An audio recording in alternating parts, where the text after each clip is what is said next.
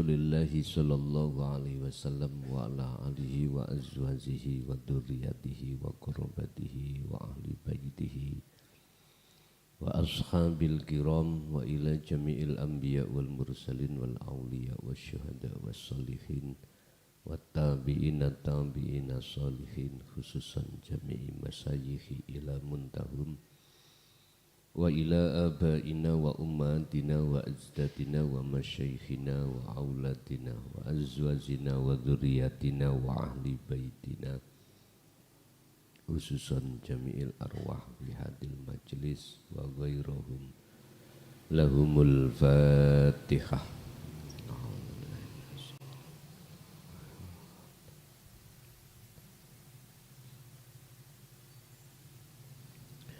Bismillahirrahmanirrahim. Hamda yuwafi ni'amahu wa yukafi majidah. Ya Rabbana lakal hamdu kama yanbaghi li jalalih. Asyhadu an la ilaha illallah wa asyhadu anna Muhammadan abduhu wa rasuluh. Allahumma salli wa sallim wa barik alaihi wa ala alihi wa ashabihi ajmain, amma ba'd.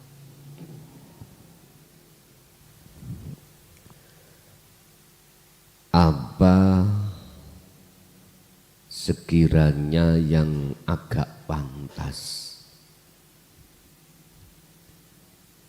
kita membalas Allah setelah Allah melayani kita dalam segala hal bentuk apapun? Sebab ketika kita bernafas, Allah yang menafaskan. Ketika kita melihat, juga Allah yang memperlihatkan. Ketika kita mendengar, juga Allah yang mendengarkan. Ketika kita makan, Allah pun yang kasih makan. Ketika makanan kita kunyah sampai ke perut, Allah pun yang melayaninya. Lalu apa yang pantas kita balas atas pelayanan Allah itu semua? Bapak Ibu, segala hal apapun yang katanya milikmu, jiwa raga, istri, suami, anak, harta benda, pangkat, jabatan apapun, tidak akan mampu kita berikan kepada Allah atas semua jasa-jasa Allah.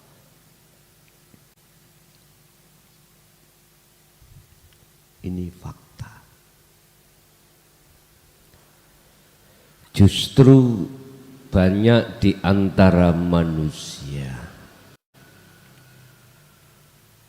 yang mengakui apa yang Allah sudah layani itu diakui dirinya sendiri. Fabi ayyi ala'i rabbikuma tukadziban. Nikmat apalagi yang kau dustakan? Padahal semua apa yang terjadi pada diri kita itu semata-mata atas pelayanan Allah. Hartaku, pangkatku, jabatanku, semua kita akui. Berarti selama ini bukan kita itu bersyukur kepada Allah malah mengingkari. Terus umpama jenengan sing dadi Allah niku piye? Umpama jenengan dadi Allah, Allah dadi jenengan, kira-kira jenengan gak ngamuk-ngamuk. Jelas ngamuk-ngamuk.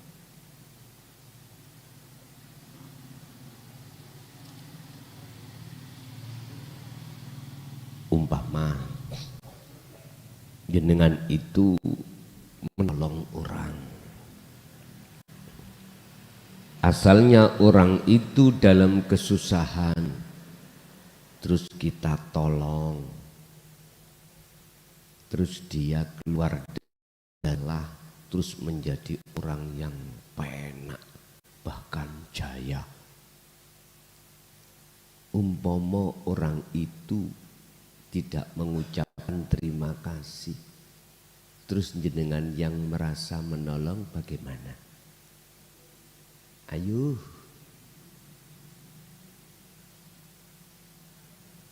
jelas hati kita akan marah-marah. Itu namanya kata peribahasa kacang lupa kulitnya, kok lenjarannya ini.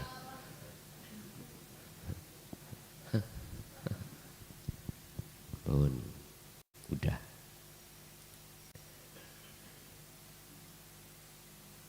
Apa yang pantas, yang mestinya, padahal tidak bisa membandingi atas jasa Allah, agak pantas gitu lah.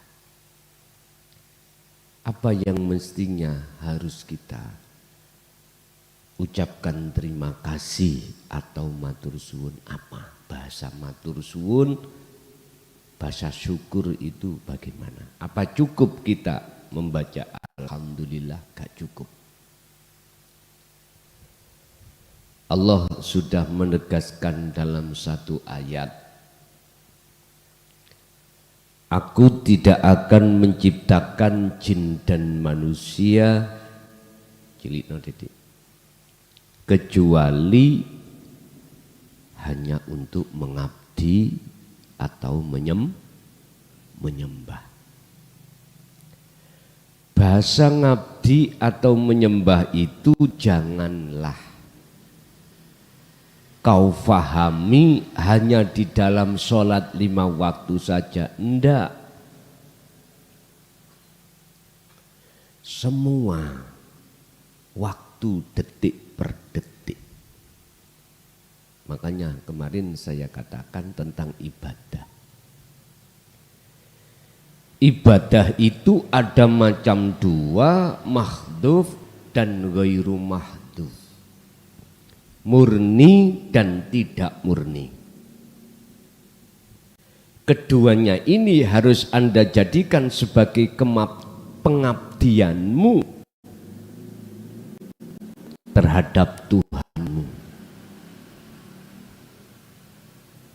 Terus bagaimana caranya Anda ngabdi dengan benar? Baik ketika ibadah murni, sholat, zakat, poso, haji, maca Quran dan lain sebagainya, dan yang tidak murni jenengan iki makan, masak, minum, kerja, aktivitas apapun. Bagaimana caranya di situ akan menjadi nilai pengabdian. Akhirnya Allah turunkan ajaran supaya jenengan bisa ngabdi dengan benar. Terkait hal itu maka bukalah dalam surah At-Taubah ayat 128 dan 129. Dua ayat dari surat yang terakhir. Dua ayat yang terakhir dalam surat At-Taubah.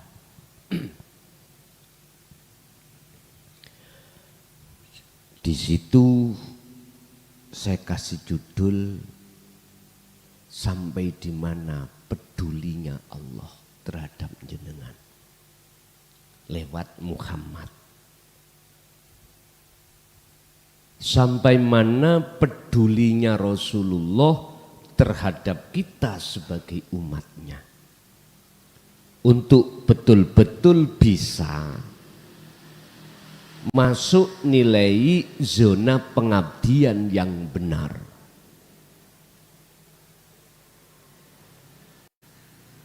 Joro Anda ngabdi pada Allah, nyembah pada Allah sebagai Tuhanmu itu waktu sholat, zakat, puasa, haji, dan di luar aktivitas itu bagaimana caranya? Laqad ja'akum rasulun min anfusikum,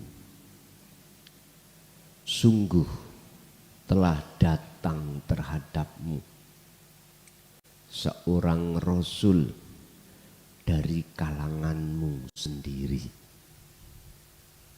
Kalanganmu sendiri ini kalau kita bicara manusia, berarti rasul itu dari unsur manusia kalangan.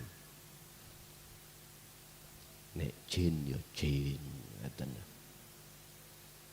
duduk menungso gurune jin. Ini bahasa proses. Siapa yang dimaksud? Wahuwa ibnu Abdillah, yaitu kanjeng Nabi. Yes. Kalau ini diteruskan seorang Rasul utusan Allah, siapa? Itulah sebagai penerus ajaran Rasulullah. Lah itu dari kalanganmu sendiri. Berarti maksud kalanganmu sendiri orang Indonesia, berarti ini nanti yang diutus Allah ya orang Indonesia. Mengapa demikian? Harus kalangan sendiri. Dalam ayat lain Allah katakan supaya kau itu paham dari bahasanya yang disampaikan itu. Kita orang Indonesia, gak mungkin utusan yang datang itu dari kalangan orang Arab. Kita gak bisa bahasa Arab. Orang Arab ngomong ansitu wasma'u wa anti uruh, gak paham apa iku.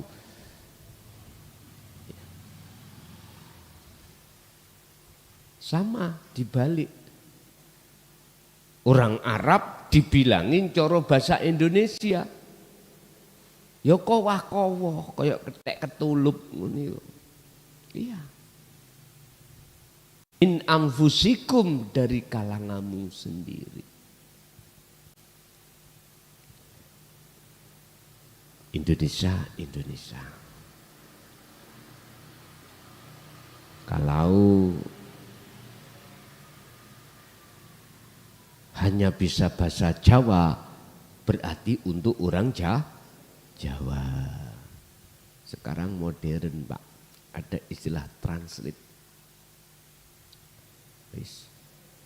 Jawa diindonesiakan, Madura diindonesiakan, Bugis diindonesiakan,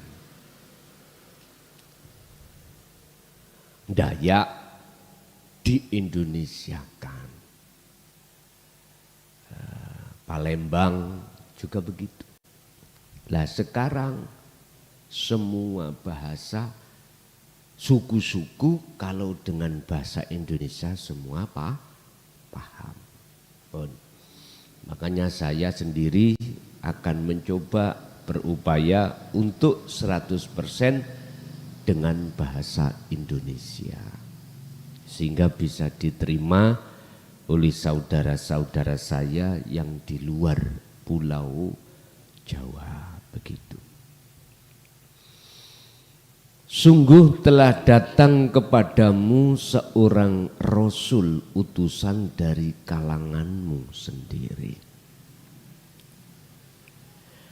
Azizun alaihi ma anittum harisun alaikum. Berat terasa olehnya penderitaan yang kamu alami Muhammad. Gimana? Beliau ketika menyampaikan dan mendakwahkan dinut tauhid, Pak. Kisahnya itu memprihatinkan.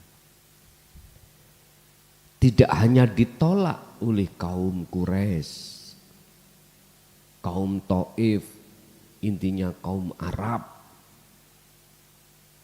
Kita kalau melihat sejarah. Dan juga tidak hanya ajaran Rasulullah dikatain sebagai ajaran yang menyesatkan. Mereka-mereka yang tidak mau menerima itu. Tidak hanya itu. Bahkan siksaan terhadap beliau bertubi-tubi yang beliau rasakan. Tidak hanya itu, bahkan pengikutnya Rasulullah, para sahabat yang mengikuti, para umat yang mengikuti beliau, beliau intimidasi, beliau siksa. Azizun alaihi ma anittum. Berat yang beliau rasakan. Kalau kami sendiri, sejarah kisah yang ku alami gak sebanding dengan apa yang dialami oleh baginda Rasul. Gak sebanding sama sekali. Kami sudah dipanggil anjing, dipanggil babi. Ajaranku, ajaran yang ku sampaikan, roti rasa tai, udah. Hanya begitu.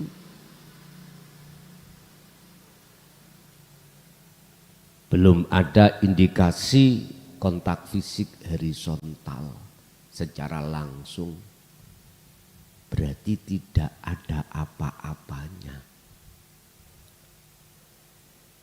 Penderitaan yang Rasulullah terima pada saat itu dengan apa yang aku alami. Dulu beliau tidak ada onta, kuda, jalan kaki, Pak. Saya numpaki roda 4. Luput roda 4, roda 2. Lah iya dah. Jalan kaki kalau dari rumah ke sini. Makanya tadi itu ada jamaah yang guyon pada saya. Selamat pergi ke Kubuk Kuti, Gus. Mudah-mudahan selamat sampai tujuan. Entah nggak tahu tempatnya gimana. Ya udah.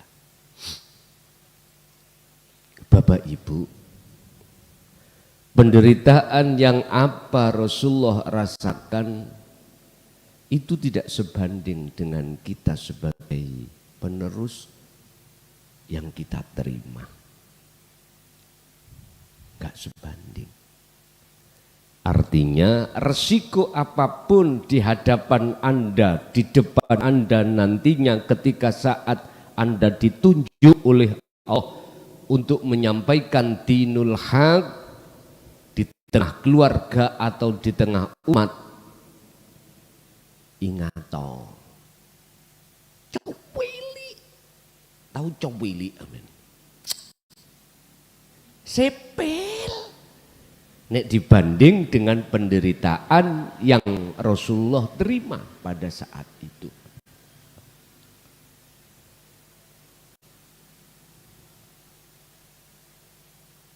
Jangan heran dalam satu kaum itu ada tokoh.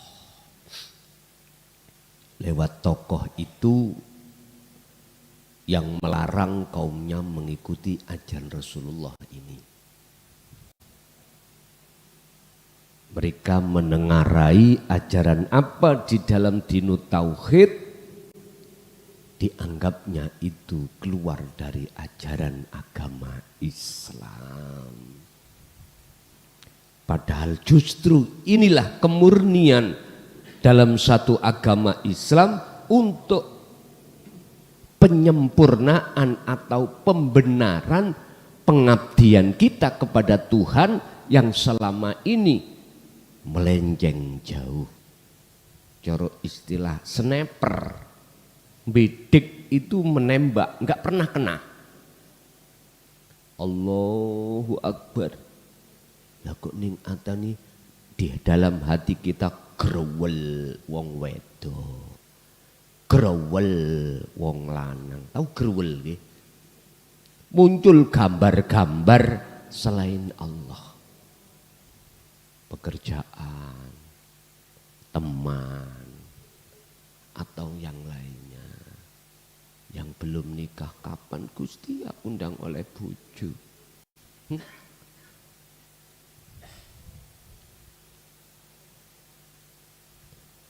Nek pacari mulih ngono kapan ndang balik.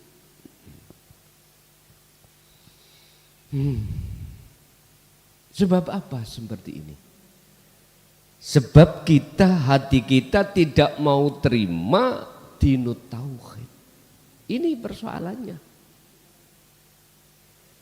Kita tidak cukup menerima saja, tetapi harus mengamalkan isi maksud di dalam dinut tauhid itu. Barulah ada perubahan di dalam diri kita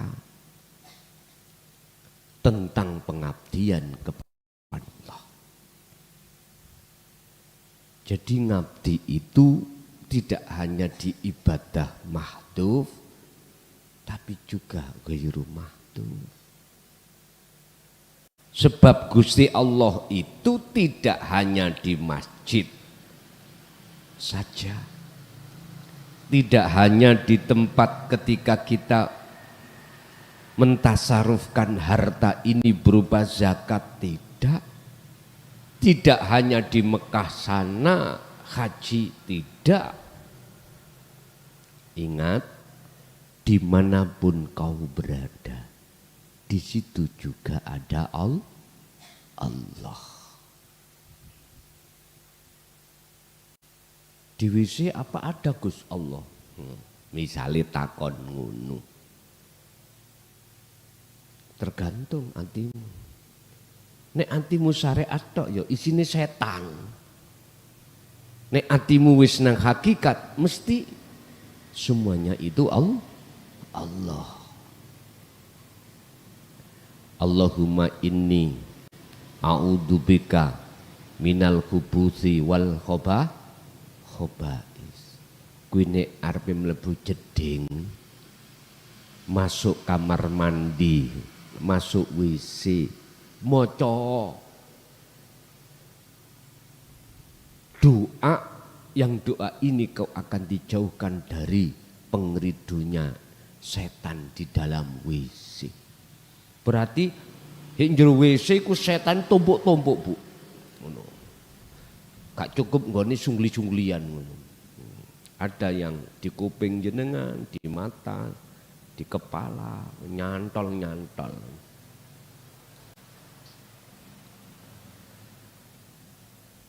Terserah kau beriman yang bagaimana. Iman adanya Allah atau iman adanya selain. Monggo silakan. Bil mu'minina raufur rahim. Rasulullah itu guru-guru kita itu. Olehnya beliau itu mengutamakan kepentingan umat di atas kepentingan pribadinya menginginkan supaya kau beriman, imanmu benar.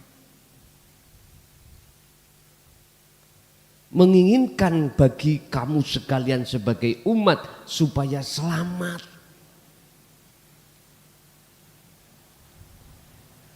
Menginginkan supaya Anda ini loh terhadap Allah itu biar ada apa ya? Syukuri loh, ada rasa syukurnya. Lewat pengabdianmu yang benar. Pengabdian sing benar itu Bu, dikala Anda melakukan apapun dalam dirimu telah lepas keakuanmu. Kalau itu sudah terlepas iman selain Allah yang segalanya, maka akan muncul dengan sendirinya keakuan Allah yang segalanya. Itu pengabdian yang benar itu di situ. Sik kait isok salat diluk ngono, waduh. Cangkeme iku nyawalana wong sing gak salat. Lah kuwi sapa masjid sik wingi ae ngelokno wong gak salat iki piye? Lho basa Jawa iki Bang ya. Kita baru-baru melakukan sholat secara fisik aja, ruhaniyah belum, kita berani menghina orang yang secara fisik dia belum melakukan sholat. Mbok yo jangan begitu.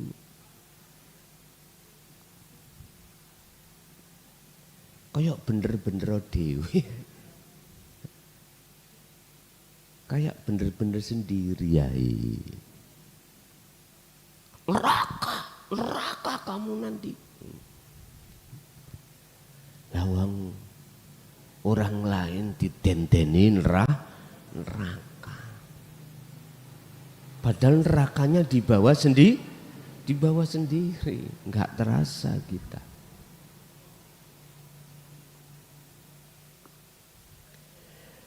Beliau sangat menginginkan keimanan dan keselamatan bagimu, baik dunia lebih-lebih akhirat.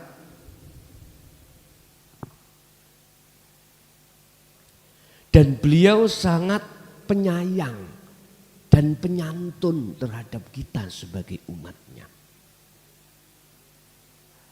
Sampak-sampak disebut sebagai umat. Itu hubungan paling dekat.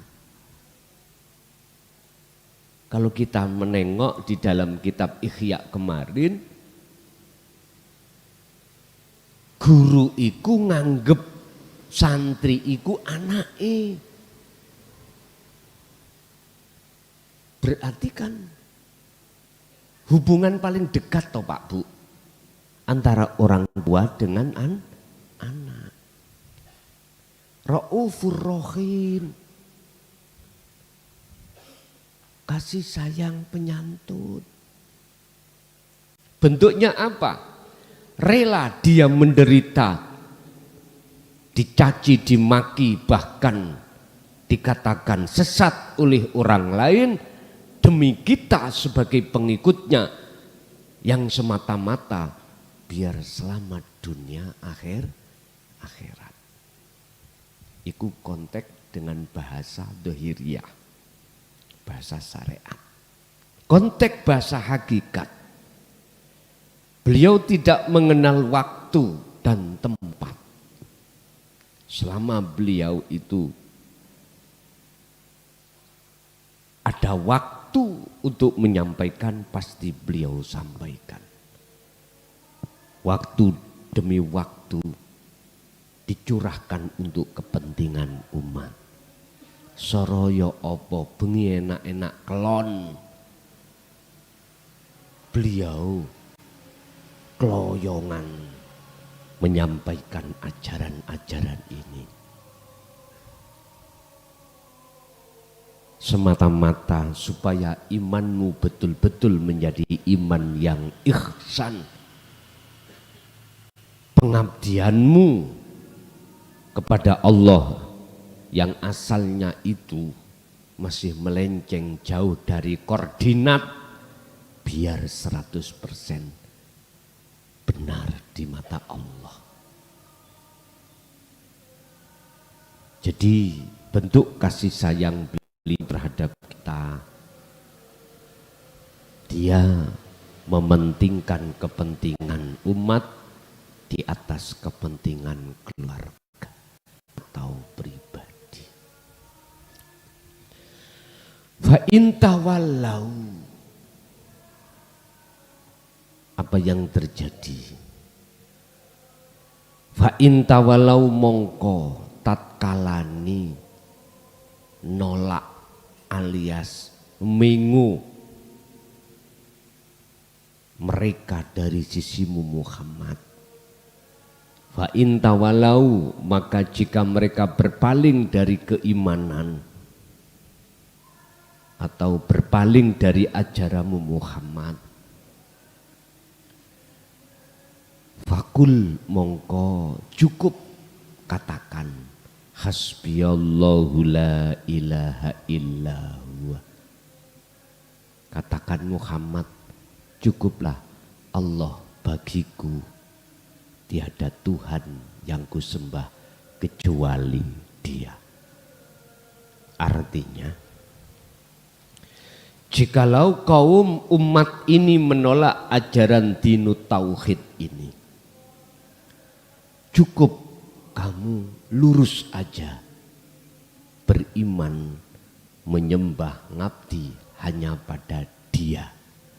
Dia siapa? Dia ana yang ada di dalam hatimu. Cukup Dia saja.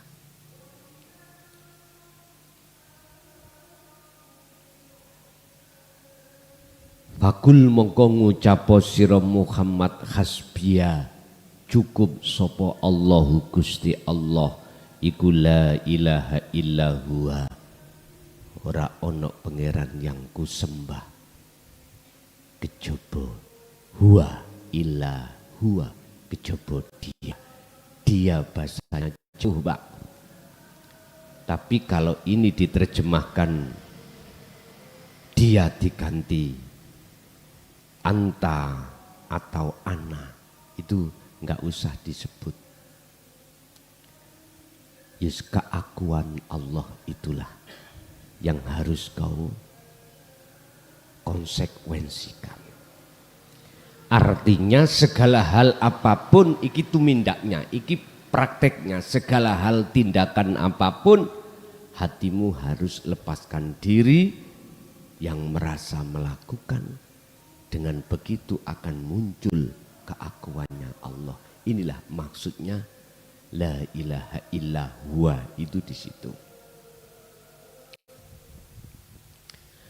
Alaihi ku tetep ingatasi Allah. Tawakal tu istah pasrah siro, pasrah sopo ingsun Muhammad. Hanya kepada Allah aku uskan.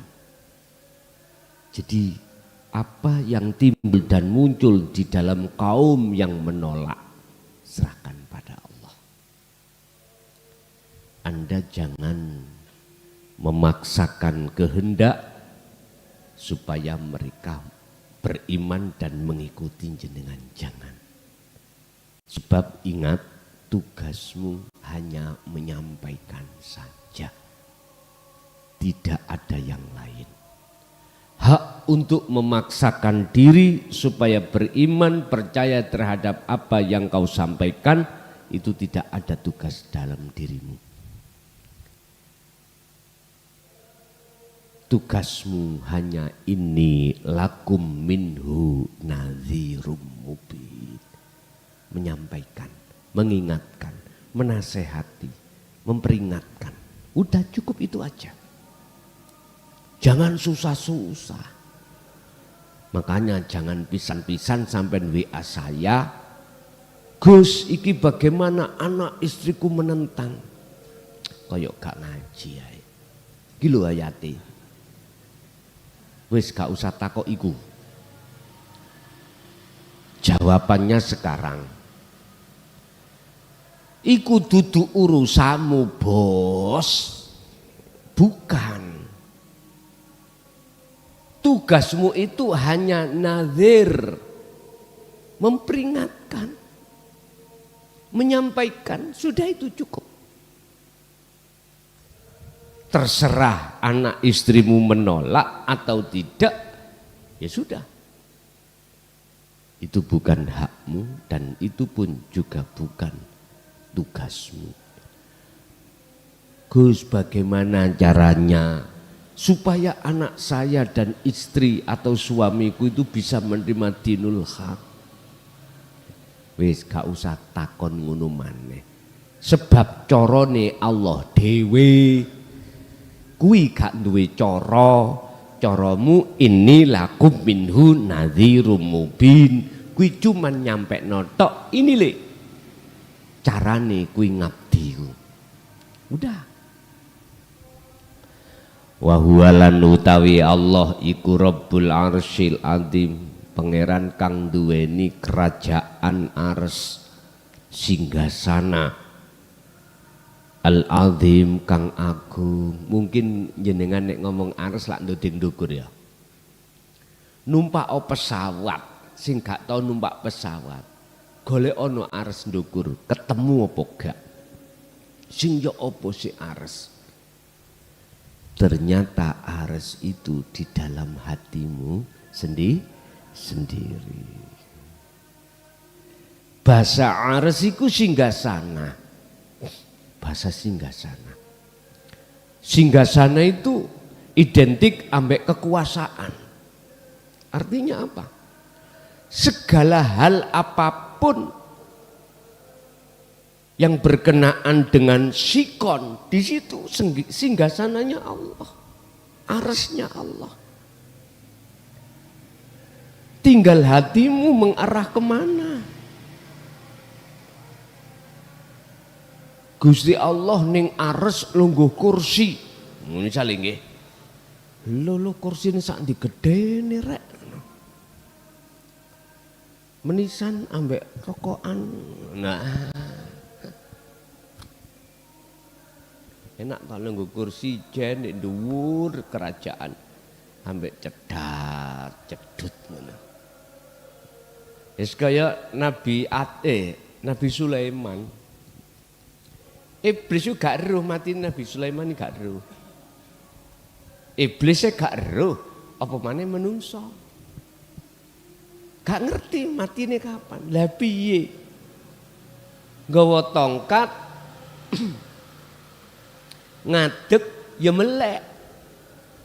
Lungguh melek. Sampai nek kepingin gak merem ya.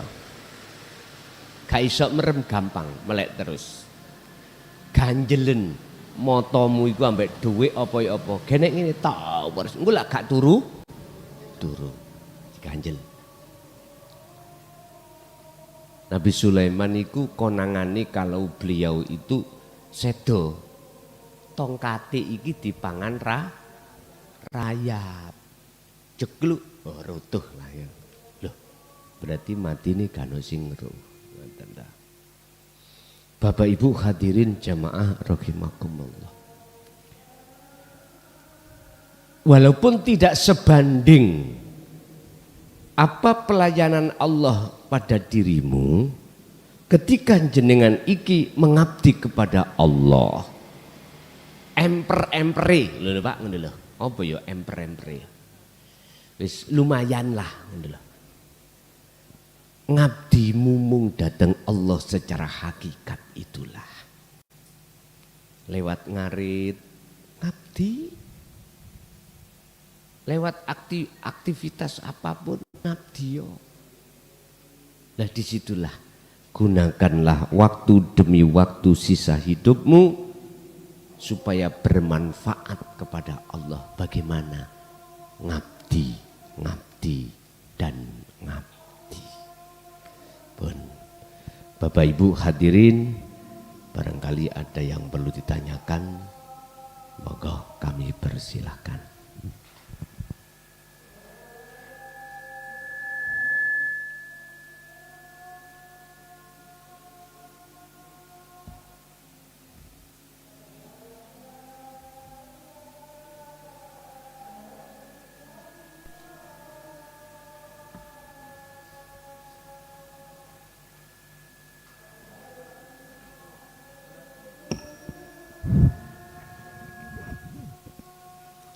Assalamualaikum warahmatullahi wabarakatuh. Dalem saking Kendal nami Suwardi. Saderengipun dalem nyuwun pangapunten kok bilih anggen dalem nyuwun pirsa kathah lepatipun tuwin nirangi tata krami wonten ngarsanipun Yai. Mriki dalem badhe nyuwun pirsa ngimuti ingkang dipun dawuhaken Allah inggih menika sepindah ora susah sira nyuwun marang ingsun Allah bakal tak paringi sing luwih akeh tinimbang karo sing nyuwun menika ingkang sepindah. Lajeng kalihipun Allah dawuh ud'uni astajib lakum punika ingkang mengko werdi kapurih parek dhateng Allah. Lajeng kaping tiganipun ya menika kapurih ngabdi dhateng Allah. Lajeng ing mriki ngemuti lan gegayutan kalian antukipun salat menika ingkang mengko werdi nggih menika panyuwunan kalian muji dhateng Allah. Lah ingkang dalem napa saking napa kijabipun manah tuwin kebodahanipun dalem menika dalem badhe nyuwun pirsa antuk ingkang antuke anggen nyikapi perkawis menika. Kula kinten saking dalem namung punika Yai mbok bilih anggen dalem matur kathah kelepatipun dalem badhe nyuwun pangapunten ingkang tanpa umpami. Assalamualaikum warahmatullahi wabarakatuh. Waalaikumsalam warahmatullahi wabarakatuh. Iyyaka na'budu wa iyyaka nasta'in. Hanya kepadamu-lah aku menyembah. Dan juga hanya kepadamu-lah aku minta pertolongan. Sing sapa wonge njaluk menyang aku, mongko tak bales atau tak wenehi luwih dari penjalukanipun. Niki maksude ya napa? Misale jenengan iki duweni masalah. Masalah iku iso clear dengan nominal uang 1 miliar misalkan.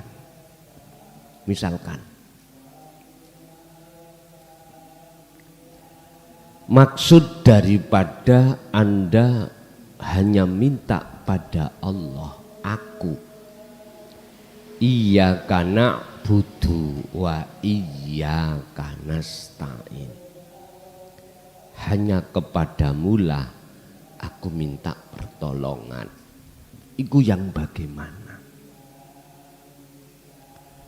Pemahaman hanya kepada Allah yang jenengan itu meminta itu yang bagaimana? Disebut meminta betul-betul pada Allah. Ini sebab tidak cukup jenengan pahami dari sisi syariat. Kalau sampai memahami hanya dari sisi syariat, bukan Allah yang sebenarnya. Tak ingatkan, bukan Allah yang sebenarnya hatimu meminta atau memohon, bukan. Mesti pada makhluk. Bentuknya apa? Selesainya satu masalah. Hatimu itu mengharapkan selesainya satu masalah. Lu masalah itu lu yo makhluk. Urusan Allah kan di lisanmu, tapi di hatimu makhluk isinya. Nggak bisa. Sehingga yang dimaksud hanya memohon pertolongan Allah itu ketika jenengan ngabdi dengan benar, itulah yang sudah kami jelaskan di depan tadi. Misalkan sampai niku di masalah itu selesai clear apabila ada uang 1 miliar. Coba nyun sewu, jenengan sedina suwengi ambekan niku lho, regane iso sampean ukur 1 miliar. Mboten saged. Siapa yang mau? Tidak boleh bernafas 1 hari 1 malam dikasih 1 miliar. Ada yang tahu? Ada yang mau? Gak ada. Artinya pemberian Allah lewat nafas itu manakala kau ukur dengan rupiah itu gak sebanding. Gak bisa. Gak bisa. Belum lagi pendengaranmu, belum lagi matamu melihat, lesanmu berucap. Lihatan di belakang sana. Banyak uangnya seseorang itu tidak hanya miliaran, triliunan. Dan itu tidak akan bermanfaat tatkala dia sudah mendekati satu masa di mana pasti itu datang. Yaitu kematian. Bisa tak triliunan itu bisa menebus dan menolong dirinya dari kematian? Nggak bisa. Nggak bisa. Makanya jenengan iku koyoke melarat tapi soge. Di luar kelihatannya soge, sesungguhnya melarat deh. Sumpek terus duit. Hatinya sumpek. Takut kelangan omset, takut kelangan pelanggan, takut kelangan jabatan, takut kelangan bayu. Luar biasa. Yang asalnya dia kaya takut menjadi miskin. Jenengan walaupun tidurnya di atas tikar, ngorok-ngorok barang jenengan. Ya. Ibu-ibu tidur di pondok dengan seadanya, nyenyak. Nek wis tidur ya wis lali kabeh kok. Udah. Jadi sebetulnya sebelum makalah pertanyaan jenengan datang, secara realita sudah dinyatakan Allah. Bahkan Anda tidak minta itu dikasih. Bagaimana nasibnya orang yang punya uang miliaran tapi matanya buta? Gimana? Ora iso ndelok wong wedok ayu. Iya. Ora iso nontok putu anak iku bagaimana? Bagaimana mereka yang triliunan uangnya tapi ambeane napasi tinggal hari Senin dan Kemis.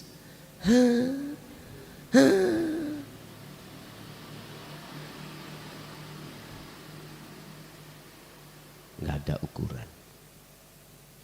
Udah, itu yang pertama. Untuk yang kedua terkait masalah apa tadi?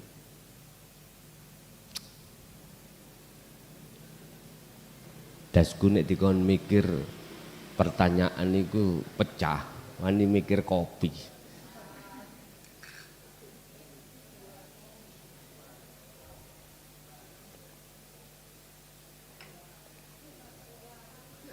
Apa? Pengabdian nah.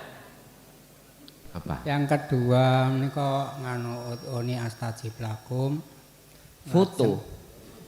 Udhuni astajib lakum penyuwunan ingkang mengko werdi nika kan kapurih parek dhateng Allah. Dalam arti teng mriki ingkang dalem maksud niku nggih secara pribadi nika kula pengin cinta dhateng Allah, pengin parek dhateng Allah di atas segalanya. Oh, ngoten. Nika napa kapurih dipun kedah dipun suwun napa Pun wis gak usah terus tak bingung sampean.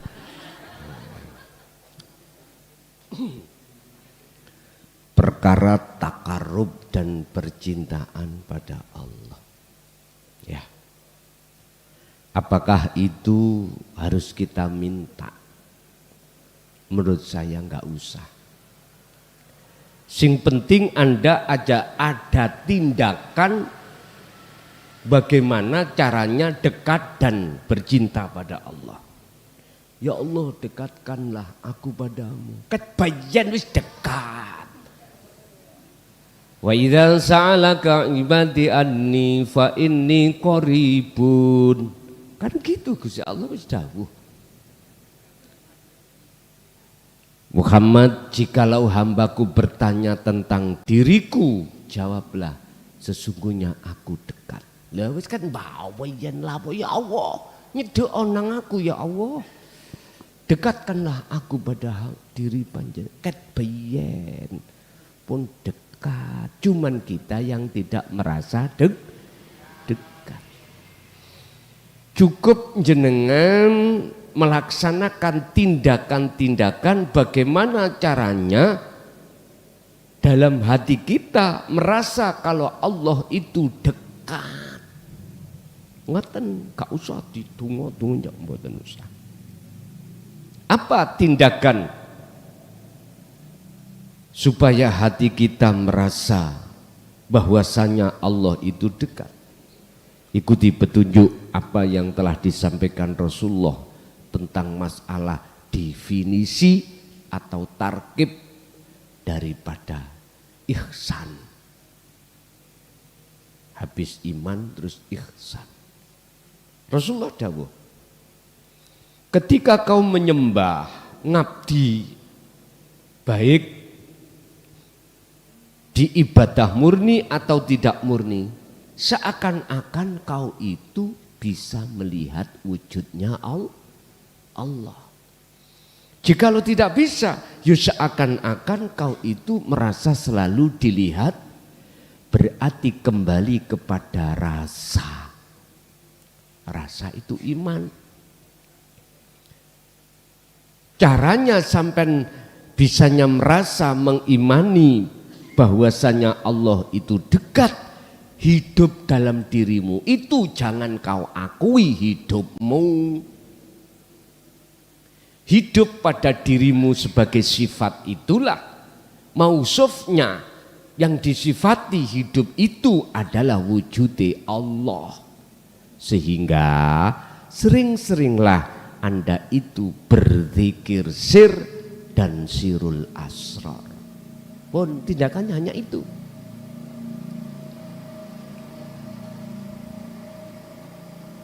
Sering-seringlah kau mulai pagi sampai sore bahkan malam sibukkan hatimu berzikir sirul asrar dan didorong dengan zikir sir. Mboten apa-apa.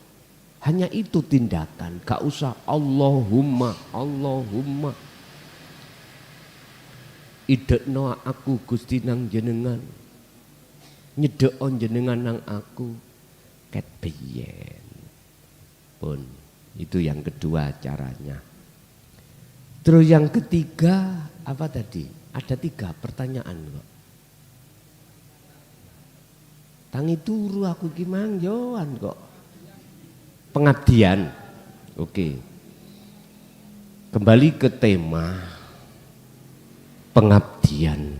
Jenengan harus tahu status jenengan.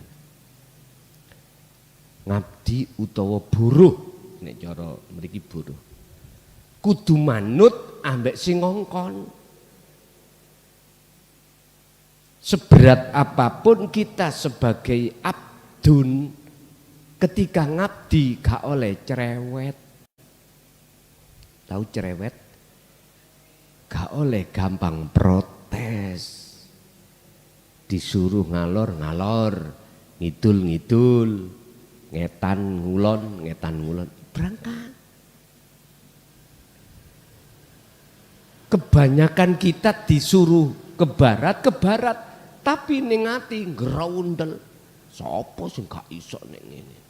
Enak ngongkon tok, ora gelem nglakoni.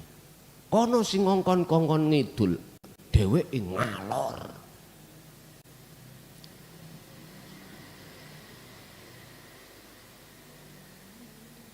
Mbak, Bu, status kita itu la haula wala quwata. Kebanyakan protes itu gak baik. Lebih-lebih protesnya pada Allah. Lah iya ketiga kok gak ilang-ilang. Panas bulian. Kapan nandur pariku? Menungso, manusia kebanyakan itu seperti itu, Pak. Orang melok tandang ning maido. Apa bahasa maido ya? Mencaci. Karena ngerasa notok nih. Coba Bu, jenengan masak dienak-enak. Jangan dienak-enak. Boso Pak mangan. Nyun sewu. Boso dipangan, gak cocok ambek ati tumplek piringi. Rawami. Jenengan nelongso mboten Bu? Mesti nelongso. Akhirnya muncul kalimat, gano gunane aku tandang mulai jam 3 pagi sampai jam 6. Drodos nangis. Sendepel nang ngene pojokan. Ayo terus gak jantungan sampean ngene. Wong wedok cepet matek iku ngene iki. Biasanya ngoten niku. Aku dadi penyakit. Nelongso.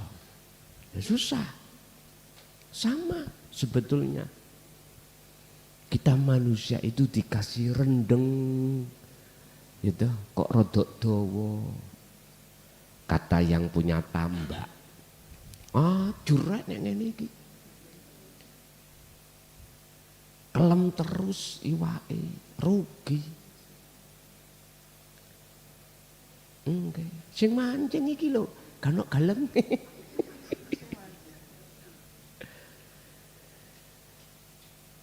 Meh 2 tahun Kang gak mancing iki.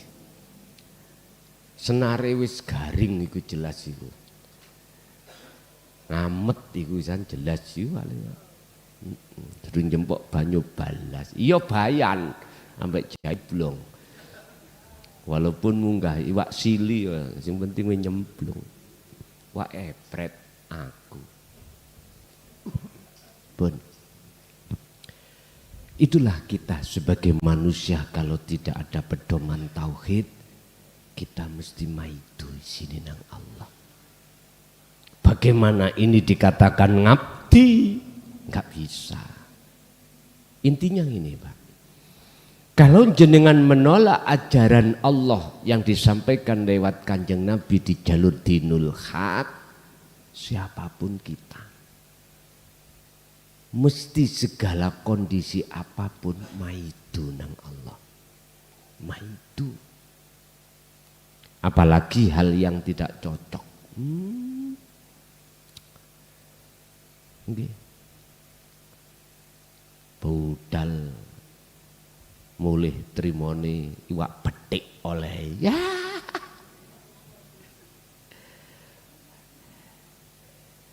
diposting pisan. Aduh pun. Dan itu juga pasti akan dihadapkan mereka-mereka yang hatinya menerima dinu tauhid.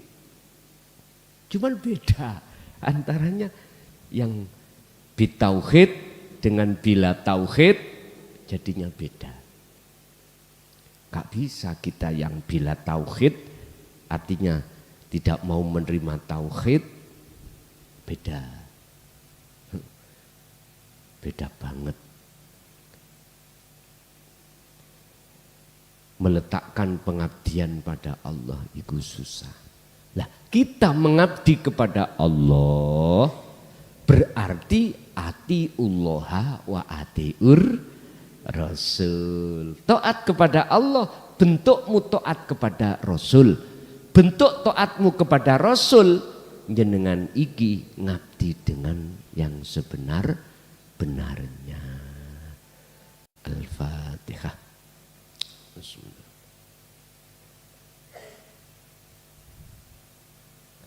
Akhirul kalam. Assalamualaikum.